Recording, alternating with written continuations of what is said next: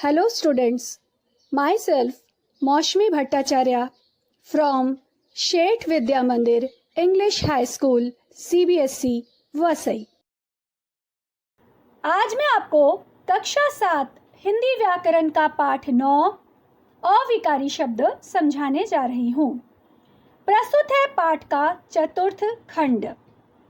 प्रथम 3 खंडों में हमने अविकारी शब्द एवं उसके प्रकार, क्रिया विशेषण, संबंध बोधक और समुच्चय बोधक के बारे में समझा। चतुर्थ खंड में हम विस्मयादि बोधक शब्दों को समझेंगे।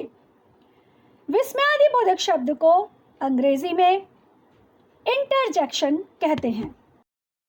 विस्मयादि बोधक शब्द का निर्माण विस्मय प्लस आदि प्लस बोधक इन 3 शब्दों के मेल से हुआ है।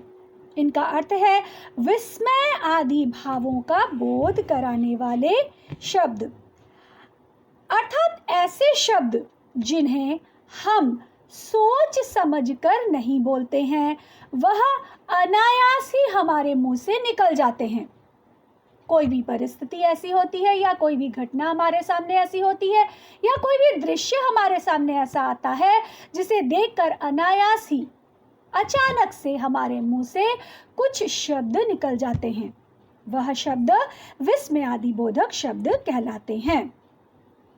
विभिन्न वस्तुओं को देखकर मानव हृदय में विभिन्न प्रकार के भाव उत्पन्न होते हैं। कई बार कुछ विशेष भाव इतने प्रबल होते हैं कि हमारे मुख से अनायास ही इन भावों को प्रकट करने वाले शब्द निकल जाते हैं। ये हम और अधिक स्पष्ट रूप से उदाहरण द्वारा समझ सकते हैं, जैसे बहुत अच्छा, तुमने क्या गीत गाया है, हाय मैं तो लुट गया, वाह कितना स्वादिष्ट खाना है, बाप रे बाप इतना मोटा लड़का, बच्चों सामने गाड़ी आ रही है, हे भगवान इस बेचारे की रक्षा करना, क्या पिताजी के साथ चाचा जी भी आए हैं, अरे ये क्या किया, बच्चों ने दाल गिरा दी।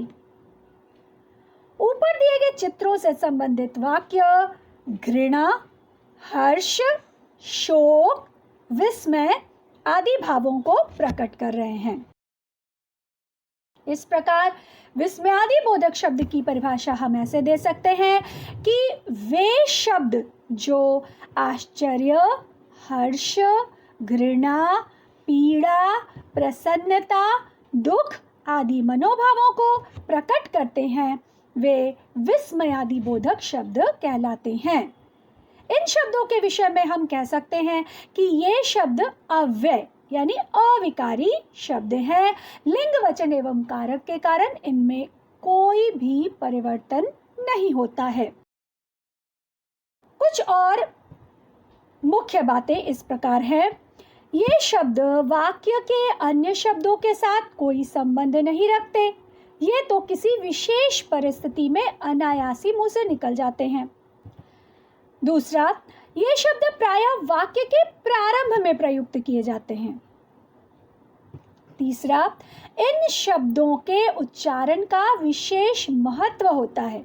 जिस प्रकार हम इनका उच्चारण करते हैं उसी प्रकार इनका भाव भी बदल जाता है। जैसे अगर क्या को हम प्रशंसा सूचक शब्द के रूप में उच्चारित करते हैं यानी बोलते हैं, तो हम इस प्रकार बोलेंगे, क्या तुम्हें छात्रवृत्ति मिल गई, मतलब प्रशंसा की जा रही है यहाँ पर कि उसे छात्रवृत्ति मिल गई, इसलिए मैं बहुत खुश हूँ तो मैंने ऐसा कहा।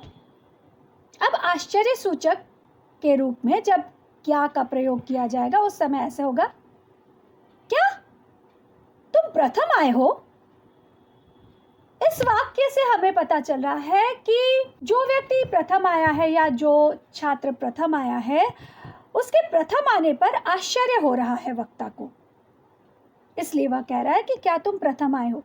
तो जिस तरह से हम शब्द का प्रयोग करते हैं या शब्द को उच्चारित करते हैं उस तरह से उसका अर्थ निकलता है।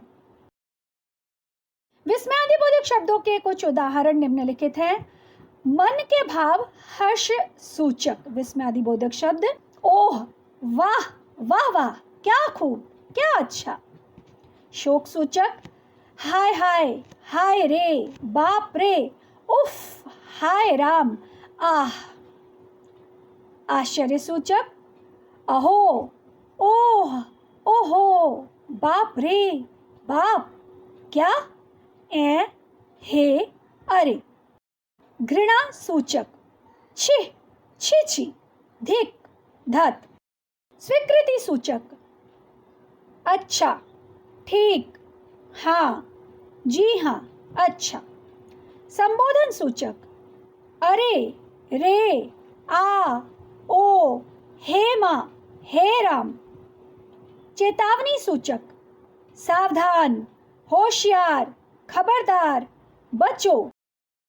प्रशंसा सूचक शाबाश, वाह, बहुत सुंदर।